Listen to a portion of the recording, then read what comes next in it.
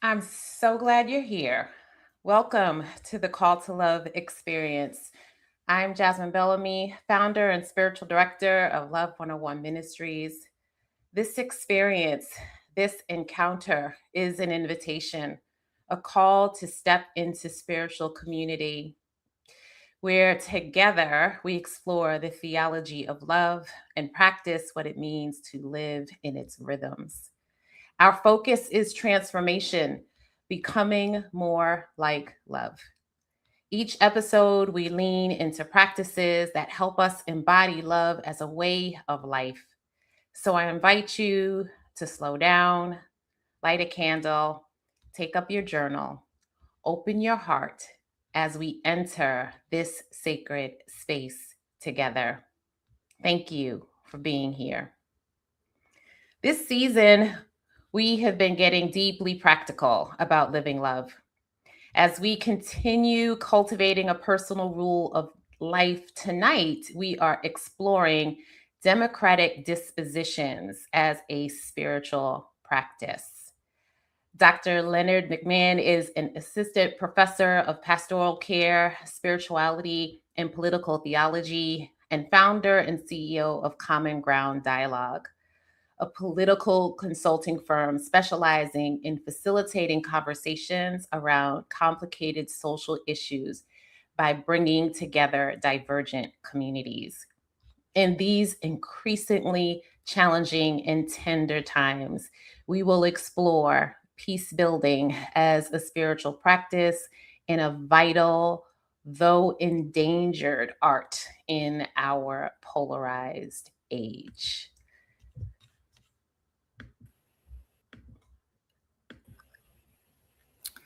There you Hello. are. Yeah, there we go. Let's do it. Yeah. Welcome. Welcome. It's so Well, good to thank have you you. here. Good to Thank have you you. here. It's an honor and a pleasure. Thank you. Thank you.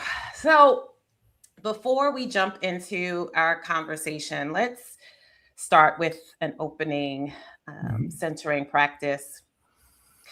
Mhm. Before we begin, let us arrive fully, gently together.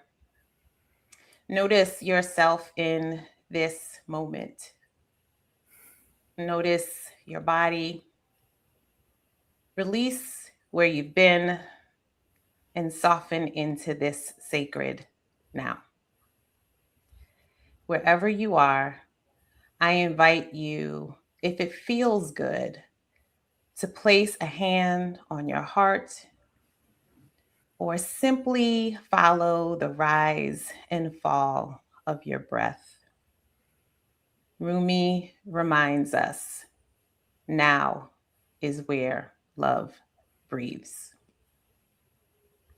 With each inhale and exhale, sense the breath of God moving through you.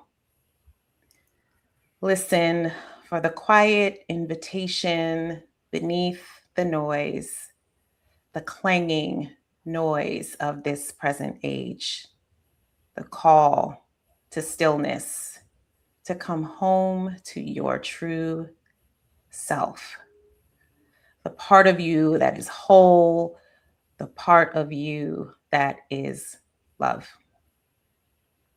Let us listen from that place.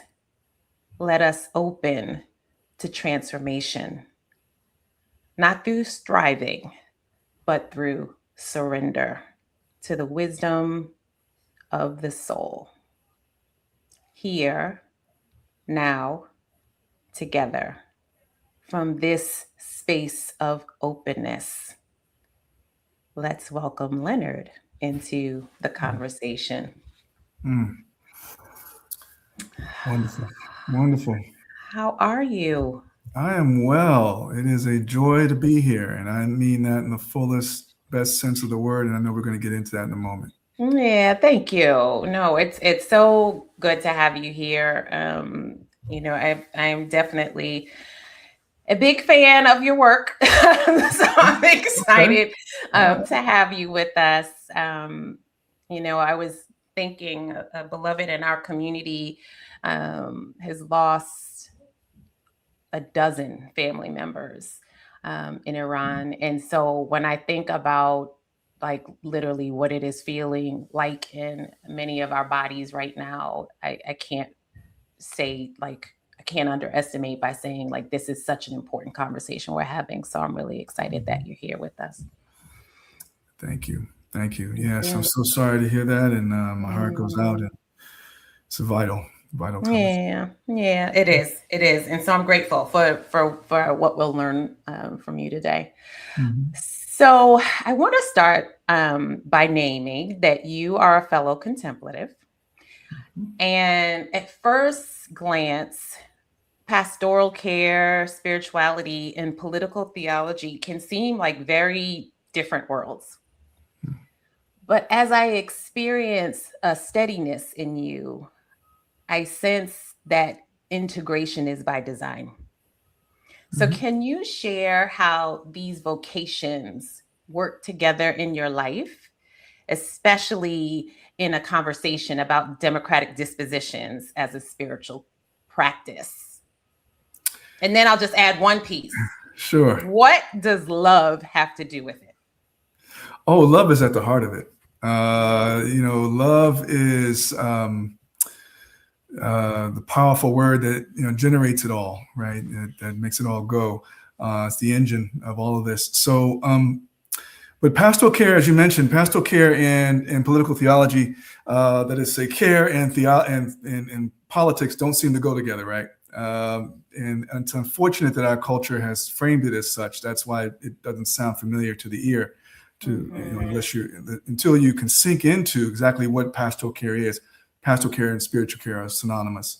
So, but pastoral care, a simpler way to put it is it's about sustaining connection across difference over time. That's exactly what it is, right? And there's a lot of different ways to do that. There's a lot of techniques and skills involved in that, a lot of training, a lot of preparing for that kind of work. But it's sustaining connection across difference over time. And that is exactly what politics should be. And so that's why I say the pastoral is political and the political should be pastoral. And those two should go together. So now I can stop there because maybe that's generating something else. I don't know. No, I appreciate that. I don't know that we think of it that way. So I would just say more a little bit about how the pastoral is political and the political is pastoral.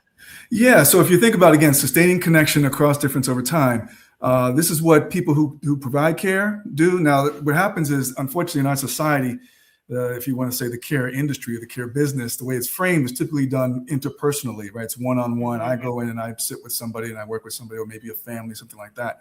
So it doesn't look like it belongs on the public level, right, in the public square. But it's the same dispositions. It's the same set of dispositions that are of benefit to a democracy, right? It's the same work. It's just on scale, on a different scale. And that is what I try to bring forward in terms of my work, just to remind people that those who do care work, I kind of want to do a call to arms, bad language, but a call to attention for those who do care work, chaplains, other caregivers, and so on. Hey, this is our moment. What we know how to do, let's help others do it.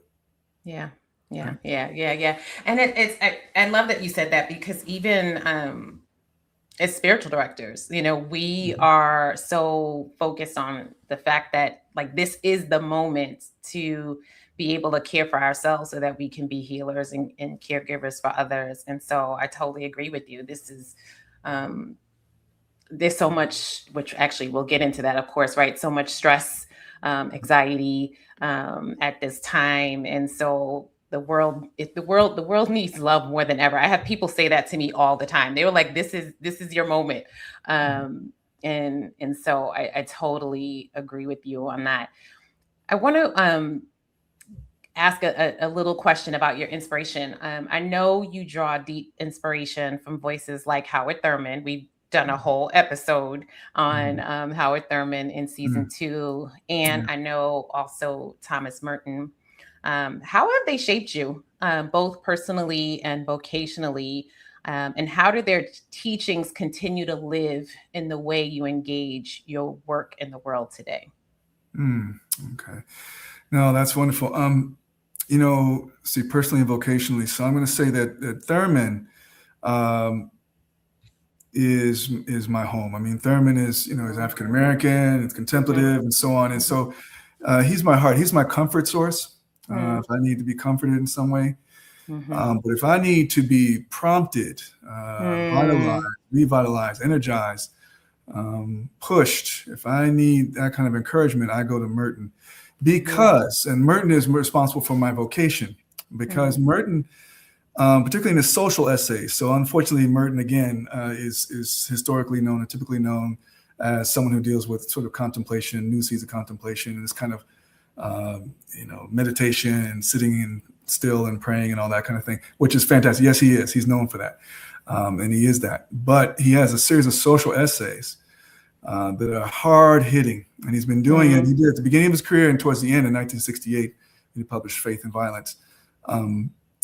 And so, Merton is speaking to fellow white Catholics. And that is, I've seen rarely a few white voices being able to speak that forthrightly to their fellow citizens. So it's really beautiful. And that's what prompted me to go into this vocation. I wanted to do what Merton was doing.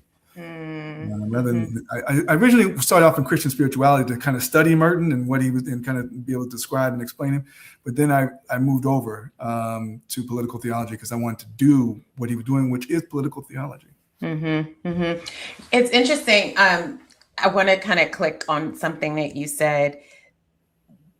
Like, I know for me, when we're sitting in, sometimes I know my mentor, Reverend Jackie Lewis, will call these hot mess times. And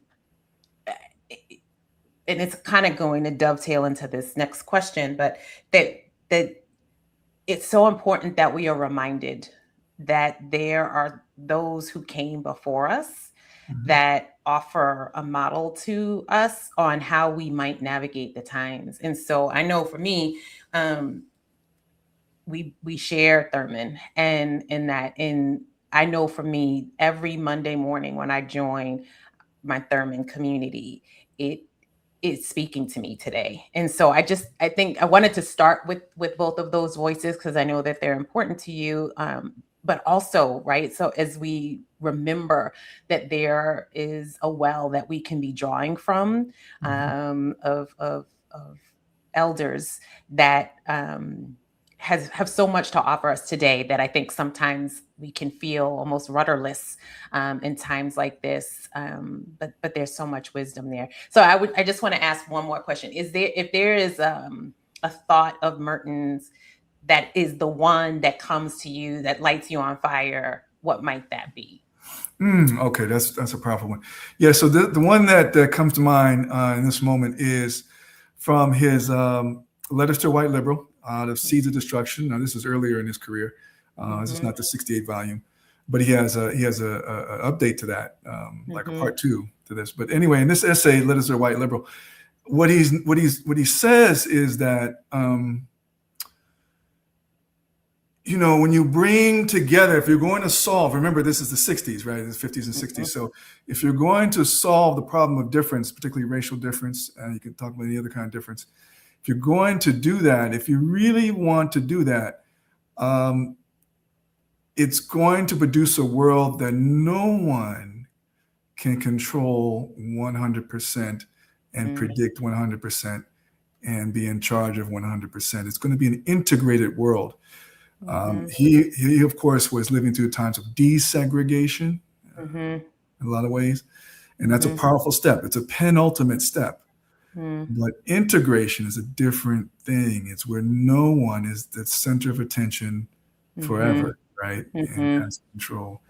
And that's a powerful, powerful thing. And that's what I mean by love, sustaining connection across difference over time. That's what democracy is built for. You're supposed to be able to do this. So, that's where it goes. Yeah.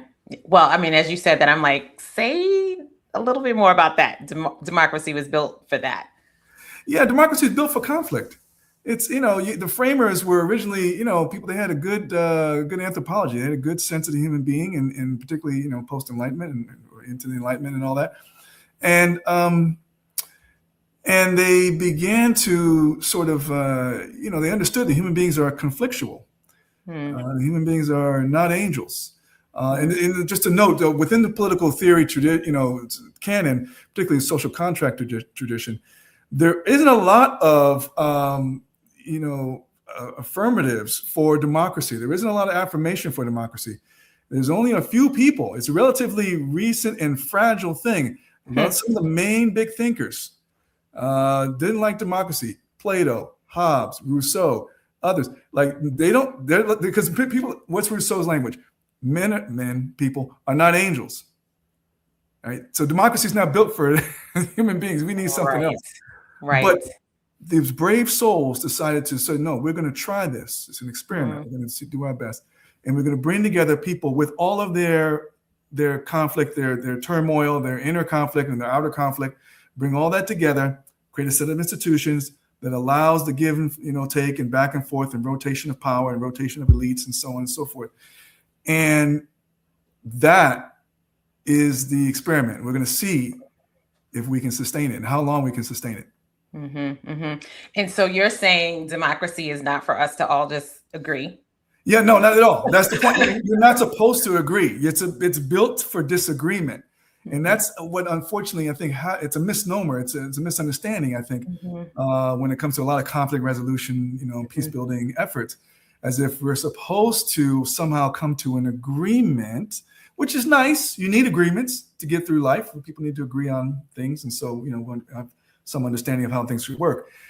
But ultimately, where democracy is as best is when there's disagreement. How it can handle that without turning into anarchy and violence and authoritarianism and so on. Yeah. Woo! All right, we're just getting started. Okay. Let's do it. Okay. So, I heard you say this in one of your speaking engagements, and I thought it was so important to bring it back. But you mentioned thinkers like Soren Kierkegaard, speaking about dread and anxiety as emerging from the weight of choice and possibility. And we are living in what I would call dark and tender times. And so I'm curious, how do you understand spirituality helping us make meaning of this collective anxiety? And how does this connect to your work in political theology? Yeah, so absolutely. Again, let's do some terms. Let's do some definitions here. So spirituality, in the scholarship, I should say, in the academy, really is meaning making. It's what spirituality is. And unfortunately, there's a lot of other definitions that people use, but spirituality is meaning making, and it can be with supernatural and without the supernatural, with the sacred, and it can be secular. So to your question, I mean, democracy is a process of collective meaning making. Politics is the art of living with strangers, particularly in a mass pluralistic society. So we're no longer pre-modern people. We're modern people. We've entered into a mass society with tremendous amounts of pluralism, tremendous amounts of difference and distance among people who live in the same geographic area in these nation states, right? So that's all a feature of modernity. And when you get that, you get people who, freedom is constructed differently. So people who consider themselves to be free don't think in terms of what I can do to contribute to the political life. They normally think of, well, how can I keep people out of my business so I can do what I want? And that's the fact of pluralism. So what that does is it creates a tension. We have to live together, and yet typically we think of living apart. I think of living within ourselves, right? Or within myself, or within my clan or my tribe or my family. So we're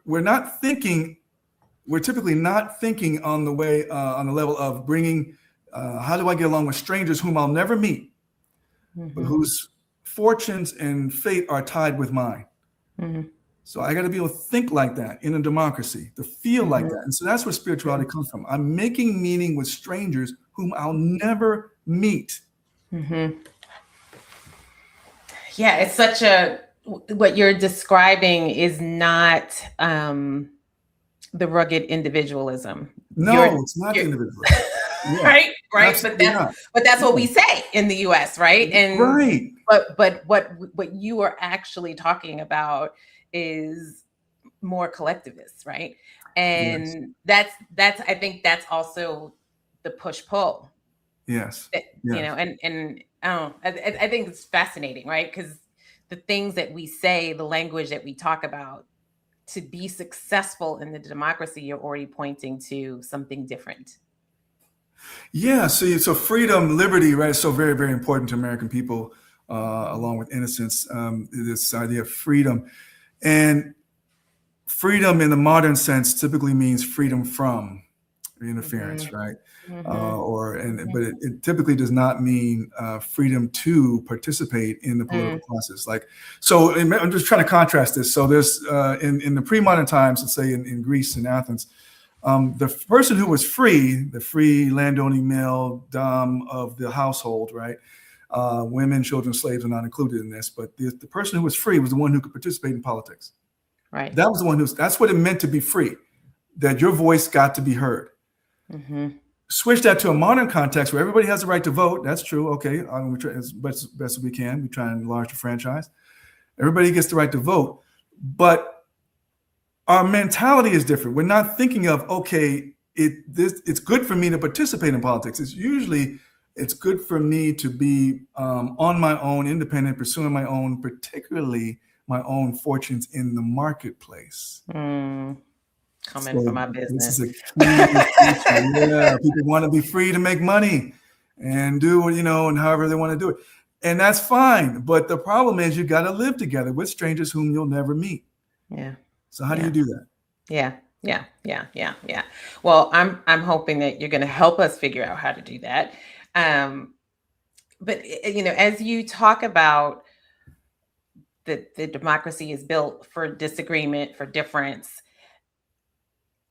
what I'm sensing you're saying, and I'd love for you to dig into that a little bit more, like, we're not seeing that clearly, in the way we are looking at democracy, or that's what I'm hearing. And then I guess what I'm also wanting to ask, um, are we resisting something essential about what democracy actually requires of us?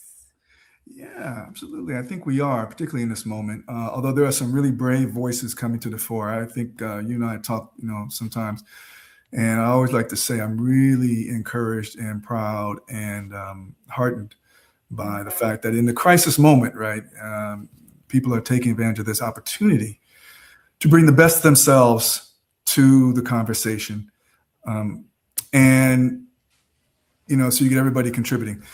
mhm, So.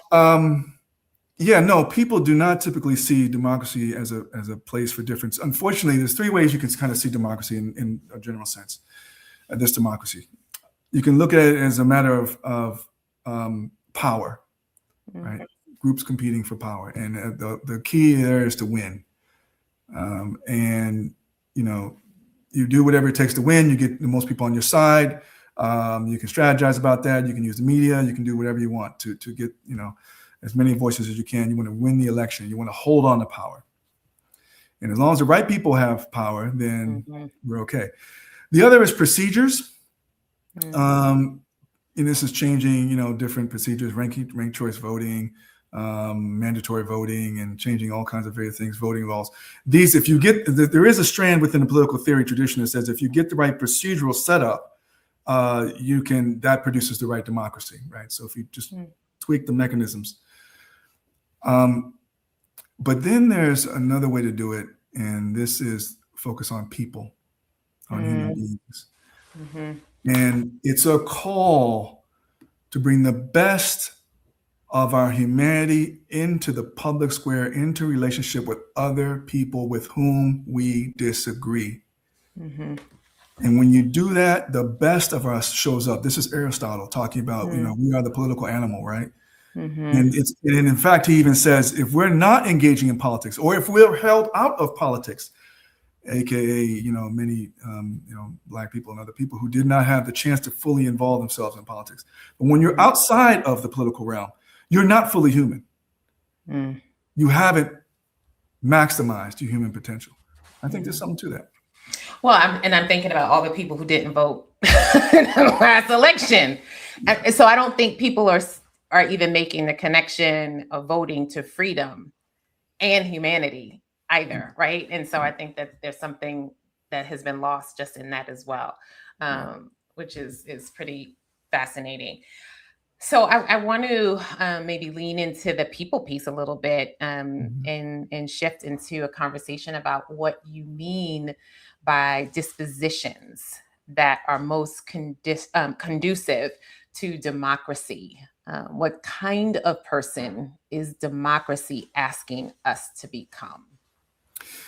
Democracy requires, it asks, and it even requires, if we want to hold on to it. We'll see about this moment that we're in right now. But it requires that we become a certain kind of person.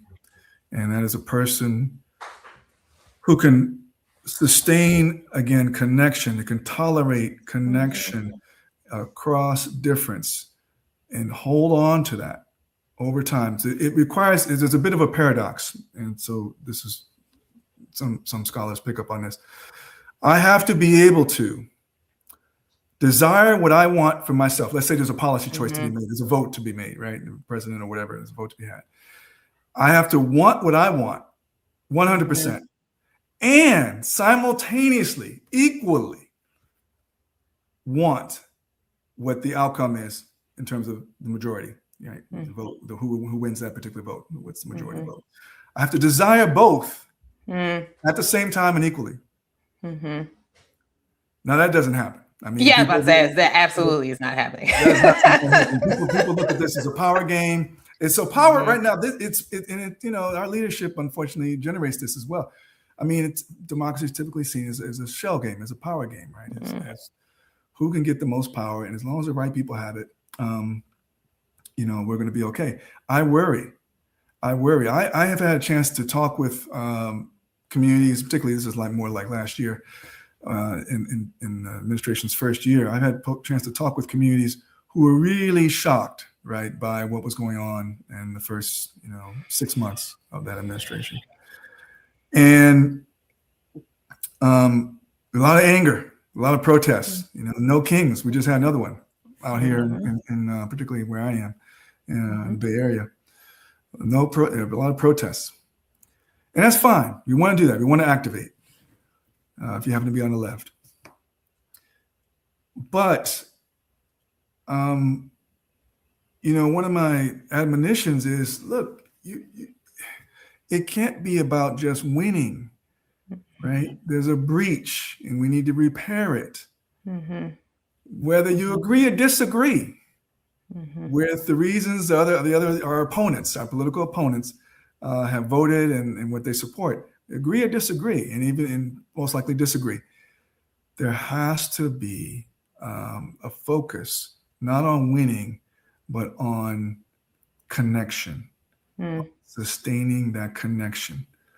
Otherwise, we will be doing this again in 4 years, 8 years, 12 years, whatever it is. Yeah, it's something just, as you mentioned, power. What immediately came to me was power over, right? Yeah. Versus power with, yes, or power through. And, and so I think that's also part of the challenge is that there seems to be this emphasis on power over. Well, that's typically how power is conceived, right? If I win, I have power over my opponent, and the key is to hold on to it.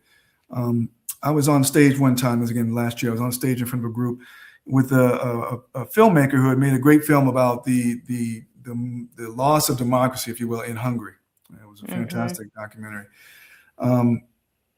and as we were going through it, and folks are very upset and angry and activated and so on. It occurred to me to ask the question: in Hungary, Orban, rose to power many years ago. He's up for election again, and see what happens now. But it occurred to me to ask, well, how did he get in office in the first place? How did he get those votes? And the answer was, well, there was some, corrupt socialists who were promising a lot of things and under-delivering and so on and so forth. And folks in the rural areas, particularly, not so much in the cities, but in the rural areas, were upset. And he became a viable option. Sound familiar? I mean, that's why you can't just focus on winning, right? Yeah. You can't focus on winning, because what's going to happen is you haven't solved the problem. We haven't healed anything. Right. Yeah. I mean, yeah, I think we're living that movie. So let me ask another question. Yeah. I've heard you talk about describing democratic dispositions as habits of the heart, the mind, and the body. Yeah. I mean, I'm trying to, imagine myself someone who's listening to this conversation, likely in a rage. I think of Baldwin, thinking of, always being in this state of rage. And so I want to keep that in your forefront as you're speaking, to help them maybe embrace what it would look like to have or cultivate, even if you call it a spiritual practice, of these habits of heart, mind, and body. What do these habits look like in practice? I'm just curious. Yeah, I mean, these are love practices, right? And it's, I often say, so the people who should be good at democracy are the people who are intentionally spiritual. People who should be the best at it are the people who are intentionally spiritual, because the dispositions are the same, right? Whatever dispositions come out of your spiritual practice are the ones that are helpful in a democracy, particularly with this rage. How to remain in a love-based place in the middle of an upsetting turn of events, an upsetting headline, an upsetting result, electoral result. How to stay in a love-based place, how to stay, connected that way and grounded, right? So important to stay grounded. So again, if you're practicing any kind of, meditative practice or prayer practice, things like that, you're developing the witnessing self, right? Your ability to watch oneself. So that is the key, right? You watch what happens when you see a news story, or you watch yourself when you are engaging an opponent or someone who disagrees, or someone you have difficulty with. You watch yourself, and that allows a person, that awareness gives you a chance to make a choice. Awareness brings choice. See, and with awareness and that power of choice, you have the capacity to choose how to respond. And one suggestion I always make is, whenever you're faced with a difficult conversation like this, and first of all, safety. You have to have the capacity and the safety to have a difficult conversation with someone with whom you disagree. So as long as you feel safe and you have the capacity, then you want to, you can engage in practices like curiosity and slowing down, patience, pausing, right? Somebody says something upsetting, and because you have the awareness of what's happening inside you at this moment, you can choose to pause. And then you might even choose to be curious. So I was giving a talk one time, and a student asked me, so, hey, what happens if, somebody says, well, I want to go out and, it's a graphic example, but I want to go out and hurt animals, right? I want to go out and do something. And I think that's what, I think that's the right thing for democracy. I'm in favor of that. That's what I think should be the policy, or something outrageous. Right? And So what do you do when someone says that, something like that, something so provocative? Again, awareness, slowing down, patience, pausing. You can respond. Why? Why do you feel that? Why do you feel that way? And I mean, obviously you don't have to agree. Right. See, but because you're aware and you're centered and you're grounded, you're not thrown off. You're not threatened by that difference. See, so now you have the space, you have the capacity to be curious. I'm just curious, why? And you do want. I mean, I want to hear. Whenever I do it, I always want to hear. I try and keep track of my political opponents, folks. Who I definitely, disagree with what's going on in this administration currently, but I stay in conversation, and so I'm listening and I'm curious, and just the curiosity alone creates a relationship that transforms the democracy one relationship at a time. Can I say a little bit more on this point? Yes, of course. The reason why this is so key, because I have a strong opinion that we will not be able to repair our democracy unless we do it one person, one relationship at a time. Because our media is not useful anymore for that. It's too fractionated, too polarized, right? Too marketized, too commodified. And we live in segregated places and segregated spaces. Our physical environments are too segregated. And unfortunately, our workplaces and the schools have become fraught places politically, right? So we're not able to engage there. The stakes have become a little too high. Difference there constructively. So we're going to have to do it one relationship at a time. And we're going to have to practice. Yeah. That. So anyway. Yeah. I heard you say once also, when you get to that place where you hear something that's different, to also ask the question, tell me more or say more. Yeah. It's interesting because I think our first response is usually not the spaciousness. The first response is usually not curiosity. The first response is usually not the pause. It's usually whatever it is that I'm thinking, or that whatever it is that I disagree with, or whatever I've projected about the humanity of the person who disagrees with me. You know what I mean? It's usually all of those things, I'm even thinking about the way we treat people when we're driving down the street and we don't like the way they drive, right? And so it's usually not the pause. It's usually not the openness and the spaciousness or the curiosity. And so that is a powerful invitation to self-witness and be able to notice when our blood pressure is rising. You gotta be able to do it. Yeah, staying grounded, right? Not feeling threatened. I'm staying connected now. If people, have belief in the sacred somehow or something, extra personal, then yeah, I'm staying connected. My source is not this conversation with my political opponent.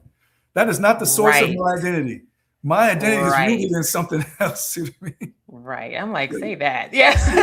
No, but it's putting it into practice, right? It's live and in real time, not just when we're at church on Sunday. That's it. Or at home in our devotion, reading our devotionals. It's literally where the rubber meets the road.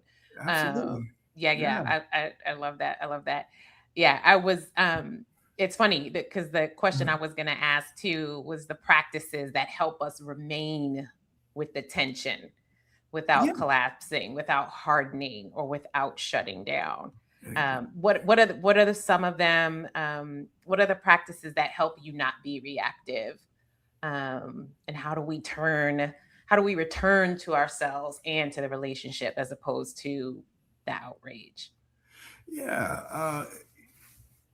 Well, again, with the various spiritual practices, whatever it is you're doing, right, in terms of building self-awareness and sensitivity and vulnerability, have the capacity to be vulnerable. I want to deepen that capacity to be vulnerable.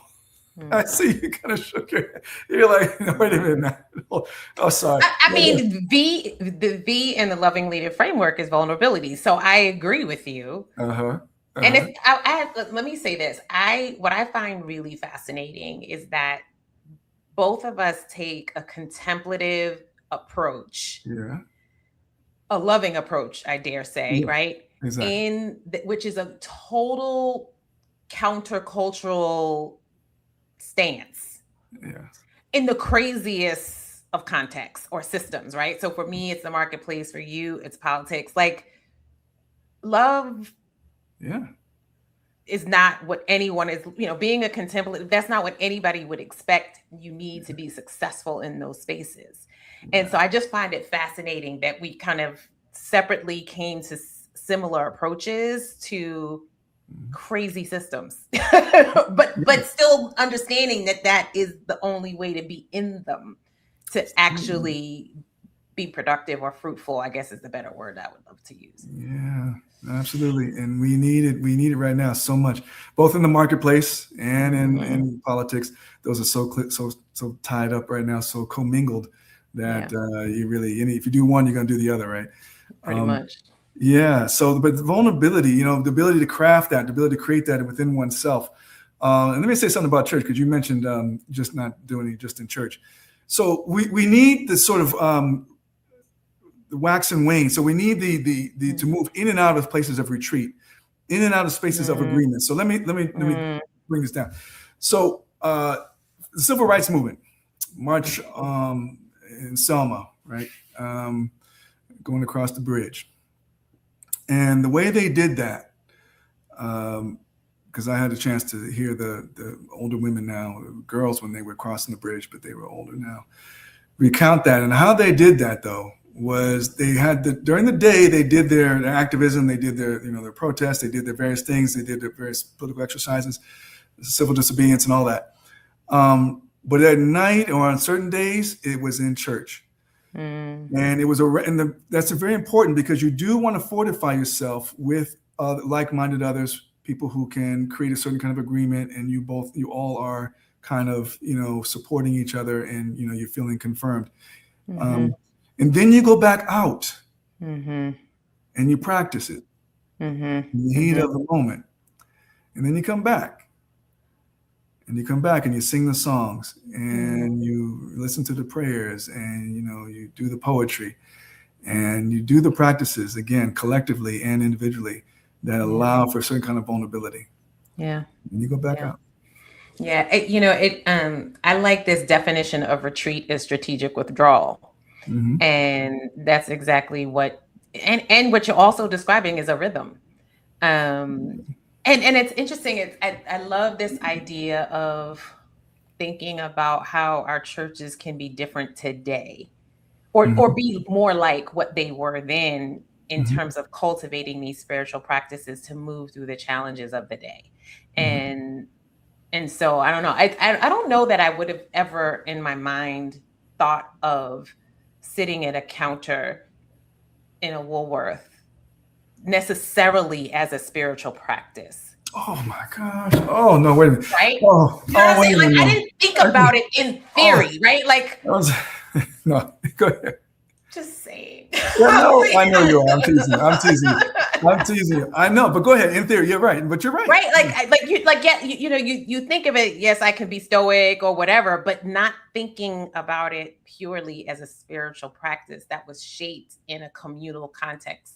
Absolutely. In a church. And I think there's that I remember the first time I heard you say that, I'm like, yeah, that right there is what I would argue is what we're missing today in the church. It is. It's so much. It very much is what you're saying. So needed today. You're right. That ability to think of these as spiritual practices. My political life, my political activity as a spiritual practice, as an act of self-expression, an act of being human in the best sense of the word, right? And I'm trying to think. I want to, and to, everybody's so angry today. Everybody's so, there's so much tension. It's so angry for some good reasons. There's a lot of pain. Yes. Like lots of them. There's a lot of good reasons. There's a lot of hurt and pain out there. And And at the same time, the only way to move through a moment like this is to be open, to have our heart break open and not break apart. Right? So yeah, we are heartbroken.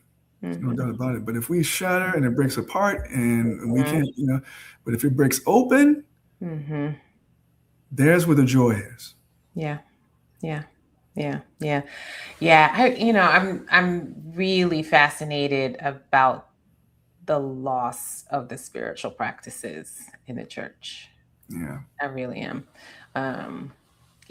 That's I love seeing well, it. You say more about that for me. I'm actually very curious. Loss of spiritual that seems a little unusual, dissonant.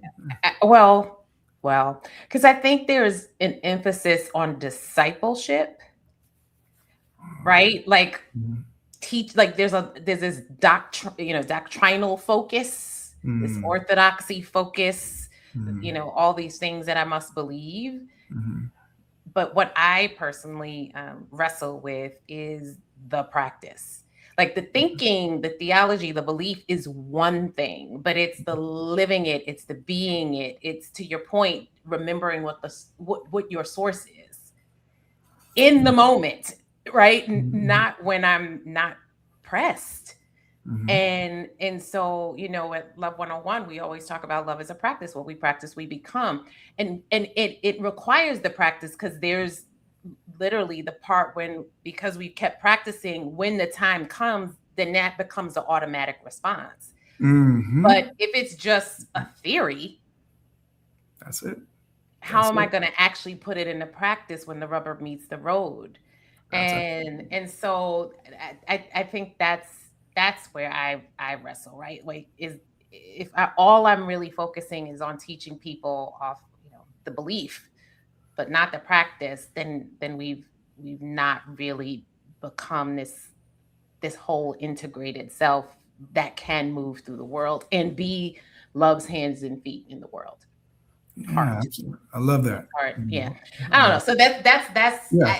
But I think it's a shift from those practices to discipleship.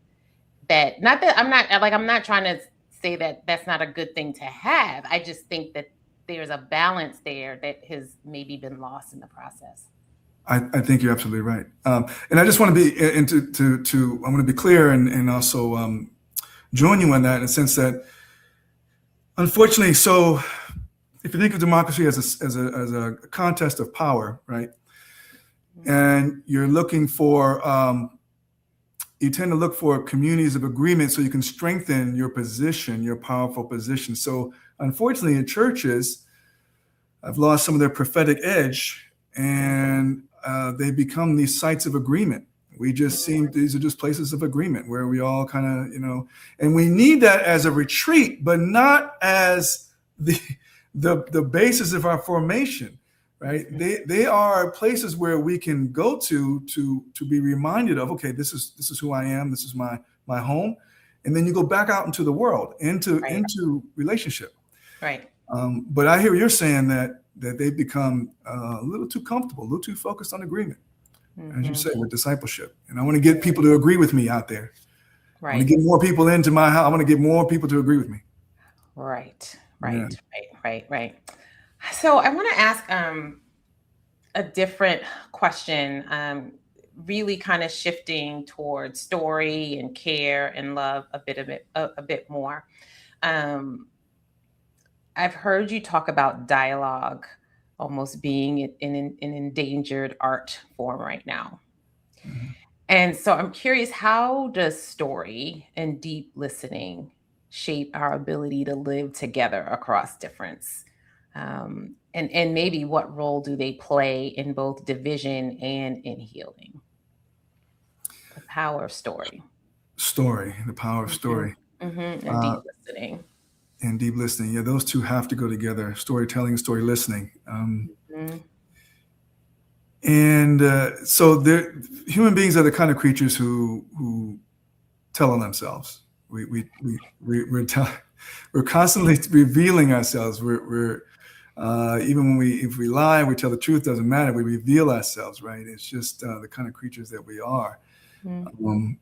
And there's nothing that's ever really truly private, as to say it's completely inside me and nobody experiences other than just inside here. Nothing like that happens. Because we know that from, like, if you do any kind of therapy, anything like that, you know, the inner shows up in the outside, which is why you go get help, right? So Right.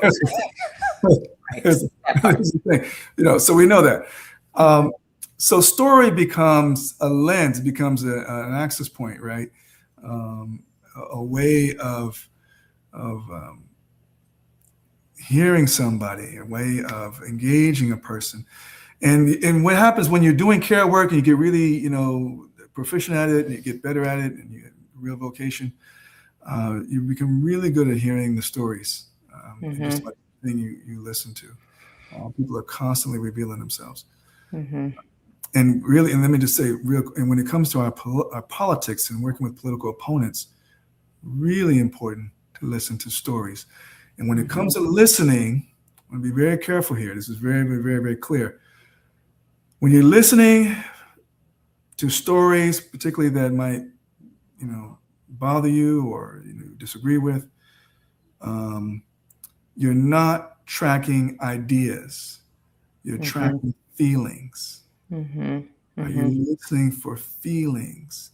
Because that is the way that we're going to reach a place where we can be in relationship.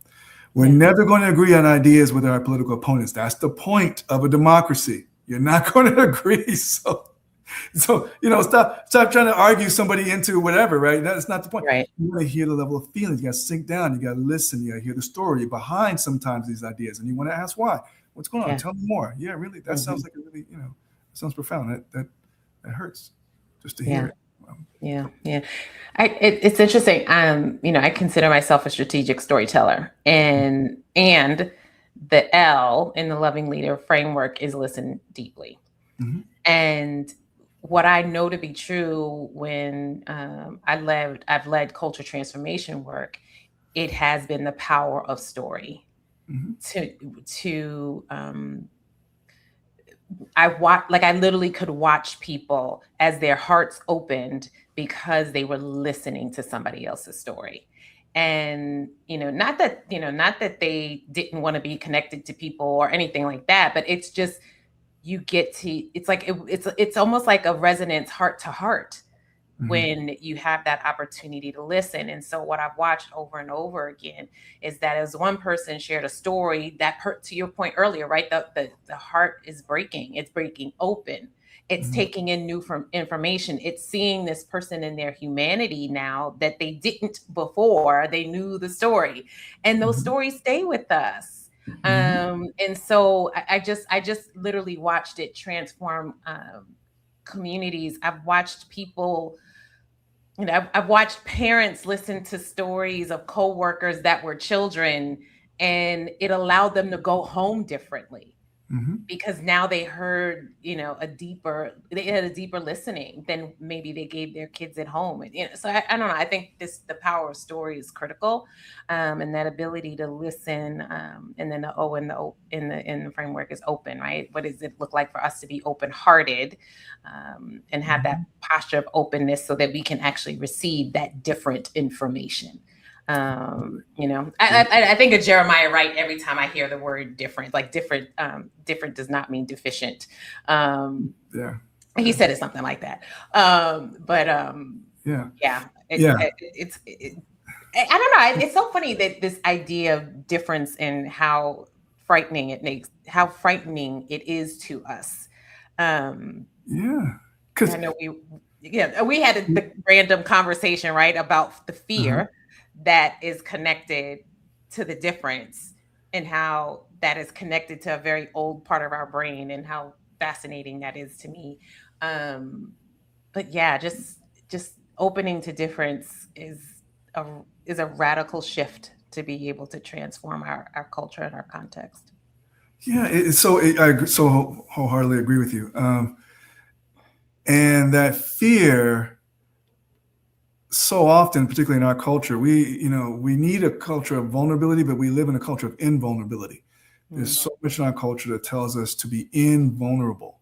right? To not be aware of how much fear we might be holding on to.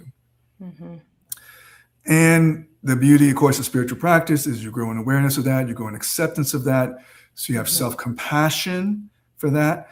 And that allows, the more you do have that, the more it allows you to be more compassionate with other people, because you can see how scared they are and how much suffering they're going through. Well, you are really hurting, aren't you?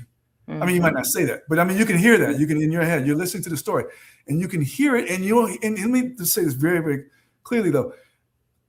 What we're talking about, I know you said this, and I'm sure you said this other places, other times, but what we're talking about are not techniques of power. I'm not trying to teach people how to win an argument or how to, overcome the opponent. I'm not doing that. That's not what this is. We've got to have the capacity within ourselves first. That's why you do the spiritual practice. Yes. Then engage. Yeah. So that it's genuine. Yeah. You're genuinely listened to. Yeah. Yeah. I mean, that's what I talk about all the time. That I think what I have come to learn about practicing love is that it continues to give me more capacity. Yeah. And I may not think about it or as I am doing it, but it's when the pressure comes that I am able to withstand it in a stronger position than I ever could. And so capacity building is such a huge piece. And so how we are caring for ourselves to be able, it's like what just came to me was like weight bearing, right? That I don't know. It's just, I think that is the practice. That is the practice. How do we increase our capacity? We can increase our capacity by not hiding. Yeah, not hiding to ourselves. It's okay, folks. It is okay. Let yourself feel all of it, but in your spiritual work. Yes. It creates capacity and it deepens you, it strengthens you. And of course, you want to be, if you can do it in community, tell each other your stories back and forth with trusted others. But you said weight bearing, and I'm thinking for those of us who are Christian, we just passed through the Easter season. And of course, this is the moment where Jesus carries the cross. It's a lot of weight, right? That's what it means. Yeah. You carry the weight of the world. Yeah. I was, I just keep thinking back to fear, and the fact that it won't break us. It won't. It won't break us. It won't. Not at all. That's the thing. Yeah. And the capacity to feel all of the feelings, not just the pleasant ones, not just the good, the happy ones. So there is a kind of, let me put it like this as well. Okay, so within just about every religious tradition, particularly within Christianity, I'll just stay there. There are two sides to the tradition. There's the spoken word side, what they call the cataphatic side, right? And I'm simplifying here. And then there is the apophatic side. Now, the cataphatic side gets most of the attention because, you can have a church service and gatherings. You need words, right, in order to bring people together. But the apophatic side is where the work is often done, and the two need each other. You flow back and forth in a liturgy, in a service, in a meditation practice, in a relationship. And those negative feelings, those hard feelings, they lead you to that stillness and silence. They open you up if they can, if you can let them. They open one up. Yeah. That's still to the apophatic part. Yeah. And then when you're there, and guess what? Whatever sustains you, if it's God, the divine, whatever, or if it's human, it's the best of human nature and humanist tradition, whatever you feel sustains you is there waiting for you in the apophatic, in the silence, and in the stillness. It's right there waiting for you. Yeah, you got to go. Yeah, yeah. And I love that you said that. Because what I have been looking to these days, when I know that people are experiencing grief or whatever it is, what I have been leaning into lately is that I pray that you feel the presence of love holding you even now. Those are the words that because to your point, to think about them when it's just delightful is not the time. It's the presence of feeling them in those worst moments. And I know personally for myself, I have, when I lost my cousin and literally standing in that celebration of life, I just know that I literally felt held in love. There was nothing else that I didn't have it, right? But something else was holding me up. And so it's available to us, I guess, is the beautiful way to think about it. And I know we are at time, and so as you were speaking and you talked about the inner and the outer earlier too, and I know we started talking about Thurman. I just kept thinking about that again, right? The inner stillness or the inner sanctuary and the outer life, and the continuity between those two, or the opportunity for them to be integrated. And so I'm thinking about, as our closing today, going to that well of a Howard Thurman to help us through these hot mess times. And I'm also inviting our audience, as they have just sat in this hour of conversation with us, to consider, is there a word or a phrase or an image even from this conversation that is resting in your heart? And if it is, let it rise. Trust it as a gift. As I think of these moments that we're in, that you were talking about the call, I'm thinking about the call to action is for us to be love in our context. Like, what, not to necessarily feel the emotion of love, but what is it to be love in our context? Because life is where we practice love. It is where our faith becomes embodied, where the rubber meets the road, where we live what we say we believe, and what we know to be true. It is not easy. It is not easy, but what we practice, we become. And so I'll close us, kind of seal this practice with the words of Dr. Howard Thurman, whose wisdom is speaking directly to the challenge of applying Jesus's love ethic in everyday life. And so may his prayer inspire you as you endeavor to be love. And I'm going to be sharing open unto me. Open unto me light from my darkness. Open unto me courage for my fear. Open unto me hope for my despair. Open unto me peace for my turmoil. Open unto me joy for my sorrow. Open unto me strength for my weakness. Open unto me wisdom for my confusion. Open unto me forgiveness for my sins. Open unto me tenderness for my toughness. Open unto me love for my hates. Open unto me thyself for myself. Lord, Lord, open unto me. Amen. Amen. Thank you for being with us, Leonard. Thank you. Thank you for this beautiful exchange. I invite you to carry these words with you in your awareness in the unfolding days. And until next time, be well. Be well. Love.